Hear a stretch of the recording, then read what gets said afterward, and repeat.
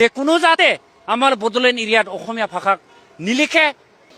ভাষাই যদি আমাৰ মাজত ভাঙোন আনে তেতিয়াহ'লে এইটো আলোচনা নকৰাই ভাল। নমস্কাৰ, মই সঞ্জীৱ ডেকাই আজি আপোনালোকৰ মাজলৈ এটি ভিডিঅ' লৈ আহিছোঁ। ভিডিঅ'টো হৈছে আমাৰ অসমীয়া ভাষাটো সংকটত। এনেকুৱা ভিডিঅ' চাই থাকিবলৈ মোৰ চেনেলটো ছাবস্ক্ৰাইব কৰি ল'ব। অসমীয়া ভাষা এতিয়া সংকটত পৰিছে। আমাৰ অসমীয়া ভাষাটো যে এতিয়া কোনেও তাৰমানে মানি ল'ব নিবিচাৰে।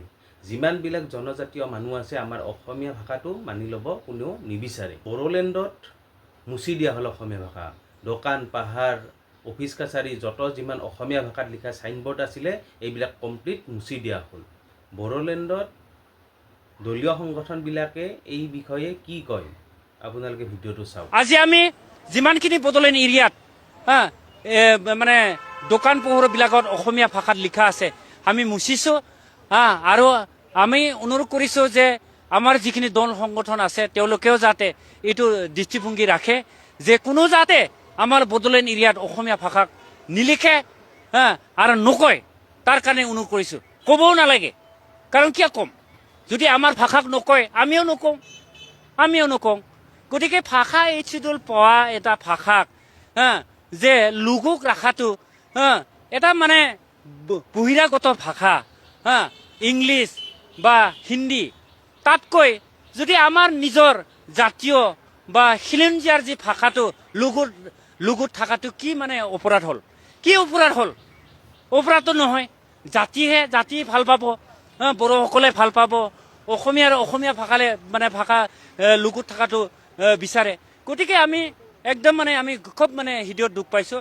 গতিকে অনুৰোধ কৰিছোঁ যাতে এই সিদ্ধান্তটো উঠাই লয়, আৰু উঠাই নল'লে কিন্তু আমি আমি সংগ্ৰাম কৰিম, এইটো একদম 100% চিয়'ৰ। অসমীয়া ভাষাৰ ওপৰত আমাৰ মুখ্যমন্ত্ৰী হিমন্ত বিশ্ব শৰ্মাই কি ক'লে, এই ভাষণখিনি আপোনালোকে শুনাৰ পাছত আপোনালোকৰ চকু কপালত উঠিব। আমাৰ অসমীয়া কেনেকৈ সংকটত পৰি আছে আপোনালোকে ভিডিঅ'টো চাওক, তাৰ পাছত মন্তব্য কৰিব।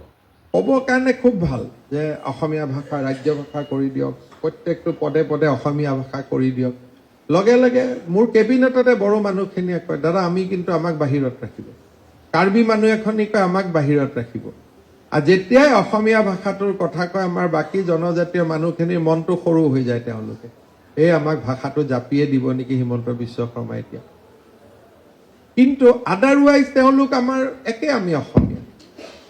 ভাষাই যদি আমাৰ মাজত ভাঙোন আনে তেতিয়াহ'লে এইটো আলোচনা নকৰাই ভাল। আলোচনা নকৰিলে তেওঁলোকে অসমীয়াত কথা পাতে। মই যিমানবোৰ কাৰ্বি আংলঙত গৈছোঁ সদায় অসমীয়াত কথা পাতে।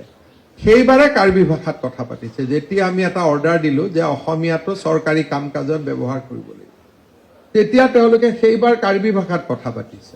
আৰু যেতিয়া মই অৰ্ডাৰটো নতুনকৈ লিখিলোঁ যে কাৰ্বি আংলঙত কাৰ্বিত কথা ক'ব পাৰে, তেতিয়া মোৰ লগত অসমীয়াত কথা পতা আৰম্ভ কৰিছে। ভিডিঅ'টো সম্পূৰ্ণ চোৱাৰ বাবে আপোনালোকক সকলোকে ধন্যবাদ জনাইছোঁ। নমস্কাৰ।